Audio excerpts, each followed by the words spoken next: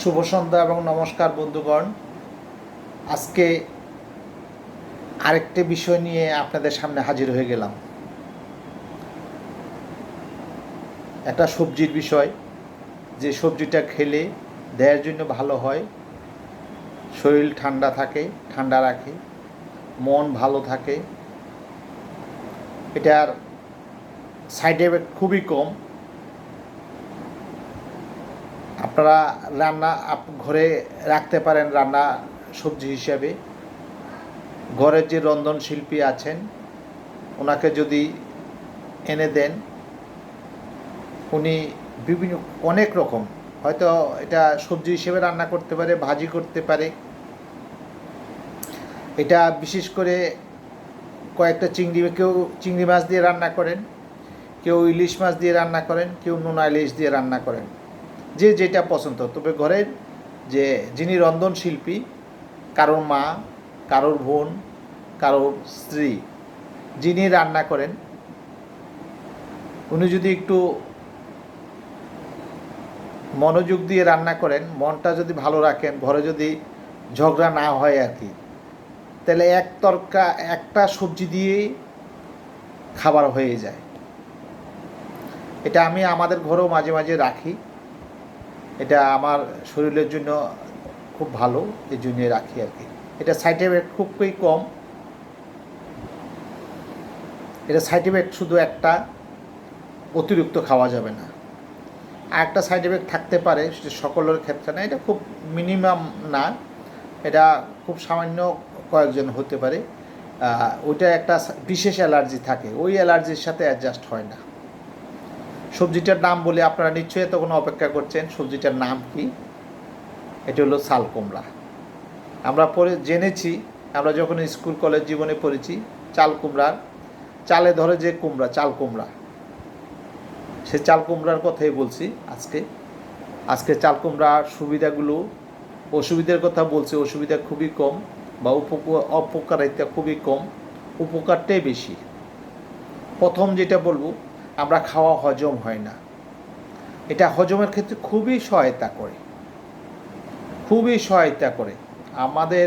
যদি আমরা যে খাবারটা খাই, সে খাবারটা খুব দ্রুত ডাইজেস্ট করে নেয়, তাহলে বিশাল। কারো যদি অ্যাসিডিটি থাকে, অ্যাসিডিটি হাই পর্যায়ে, অর্থাৎ আলসার পর্যায়ে চলে গিয়েছে, সেই আলসারকে নিয়ন্ত্রণ করতে বা দূর করতে এটা সহায়তা করে।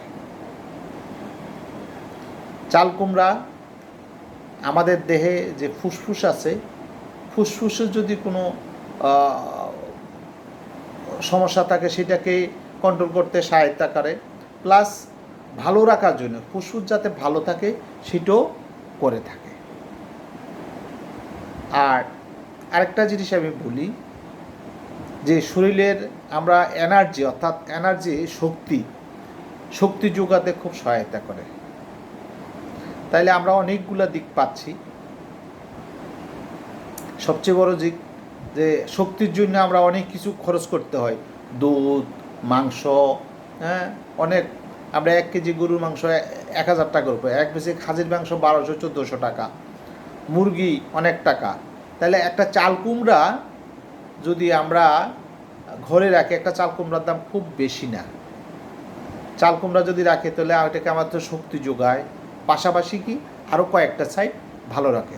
সর্বোপরি আরেকটা জিনিস করে, যে এটা বলা যায় ওয়ান কাইন্ড অফ এসি। চাল কুমড়াটা হলো ওয়ান কাইন্ড অফ এসি। আমাদের শরীর ঠান্ডা রাখে, শরীরকে প্রশান্তিতে রাখে। তাহলে আমরা এসি আর লাগবে না ঘরে। যদি আমরা চাল কুমড়া ঘরে প্রতিনিয়ত খাই, বেশি খেলে আবার অবশ্য রুচি নষ্ট হয়ে যাবে, সেটাও করা যাবে না। হ্যাঁ, রাখতে হবে মাঝামাঝি। আমরা সপ্তাহ হয়তো 2 দিন বা 3 দিন আমরা রাখতে পারি। বেশি খেলে আবার রুচি যাতে নষ্ট হয়, রুচি নষ্ট হলে এটার প্রতি আর থাকবে না। এই জন্য মোটামুটি একটা করব আমরা। আমাদের শরীরের জন্য যে খুব ভালো একটা জিনিস, সবজি হলো চাল কুমড়া। সেই চাল কুমড়া আমরা ঘরে খাবো, রাখবো। এবং যেটা অর্থশাস্ত্রে যেহেতু ফসল চাল কুমড়া, অনেকটাই অর্থ সাশ্রয়ী, তাই চাল কুমড়া রাখতে আমি আপনাদেরকে বিশেষভাবে পরামর্শ করছি। আশা করি আপনারা বুঝতে পেরেছেন, আপনাদের সহযোগিতা হবে একটা এ বিষয়ে। ভালো থাকবেন। আরেকবার আর কোনো বিষয় নিয়ে সামনে হাজির হব।